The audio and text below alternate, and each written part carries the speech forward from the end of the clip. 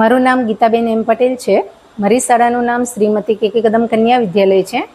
ઇનોવેટરની કામગીરી માટે મેં 4 મોડેલ બનાવેલા છે. એમાંનું પહેલું મોડેલ છે પાઈ મોડેલ. હવે પાઈ શું છે?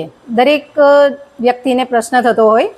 પાઈ એક અસમય સંખ્યા છે. ઘણા બધા ગણિતશાસ્ત્રીઓએ પાઈ વિશે ઘણું બધું સંશોધન કર્યું છે. અહીંયા મેં પાઈ માટે એક વર્તુળ લીધો છે અને એ વર્તુળના 22 સરખા ભાગ કર્યા છે અને જે વ્યાસ છે તેના પણ 7 ભાગ કર્યા છે. તો પાઈનું સૂત્ર છે વર્તુળનો પરિઘ છેદમાં વર્તુળનો વ્યાસ. તો અહીંયા જુઓ, આ જે વર્તુળનો જે વ્યાસ છે તો તમે અહીંયા જોઈ શકો કે જે 7 ભાગ છે તો અહીંયા પહેલો ભાગ આવે છે 7, બીજો આવે છે 14, ત્રીજો ભાગ આવે છે 21 અને જે એક આ ભાગ બાકી, તો પાઈનું મૂલ્ય થશે 3.1 ડી છેદમાં ડી. એટલે પાઈનું મૂલ્ય આપણને મળશે 22/7. હવે આ જે વર્તુળનો પરિઘ છે તો એનું સૂત્ર બનશે પાઈ ગુણ્યા ડી.